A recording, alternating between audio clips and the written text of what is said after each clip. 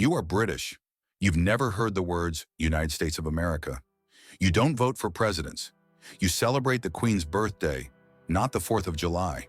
And this nearly happened, not because Britain crushed a rebellion, because they chose to compromise. 1760s, Britain just won the 7 Years' War. They defeated France, secured North America, stood at the height of their power.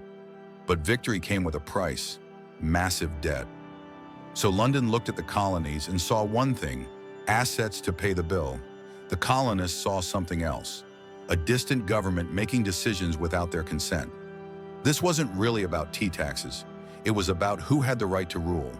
Here's what most people don't know. Britain had alternatives. Inside Parliament, voices urged restraint.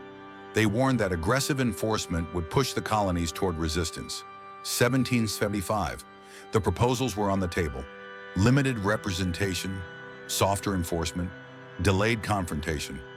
Any one of these could have worked. The votes were there, the compromise was ready, but they said no, not because they couldn't do it, because they didn't think America would ever dare rebel. That single miscalculation didn't just trigger a war, it created a nation. Now imagine a different outcome. Not fantasy, realism. Britain pauses, listens, compromises. No shots fired at Lexington, no declaration of independence, no dramatic break. Instead, the colonies stay British. They evolve gradually into a massive self-governing dominion, like Canada or Australia, but far larger, far richer, far more influential.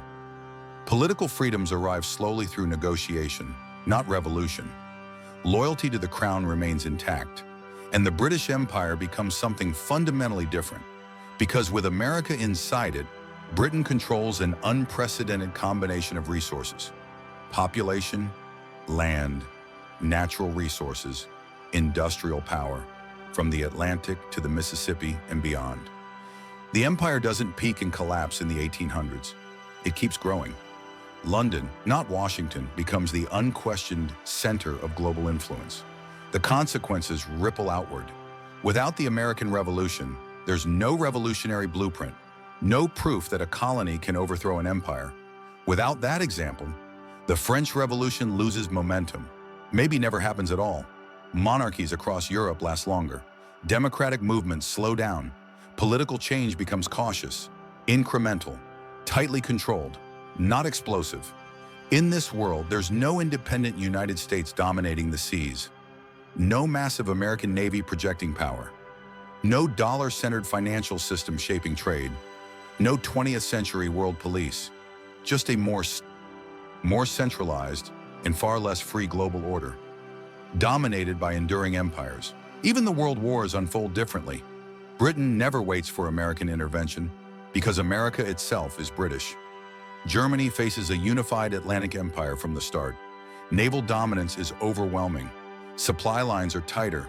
Conflicts either end faster or never escalate into the global catastrophes that defined our timeline. But here's the real difference.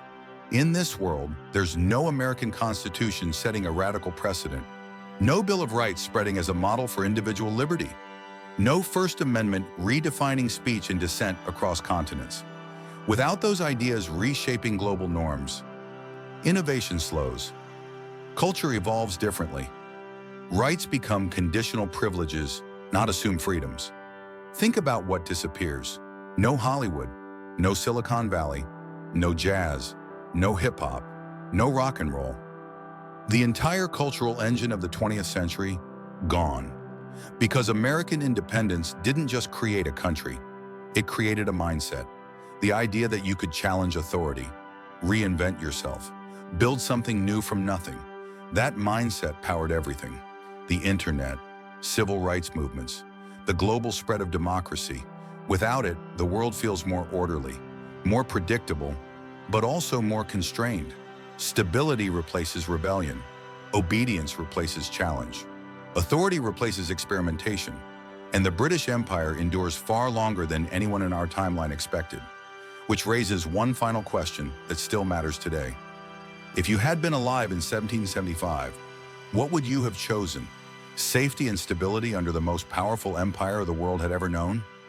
Or would you have risked everything on freedom, with no guarantee it would succeed. Because that single choice didn't just determine the fate of America, it shaped the modern world.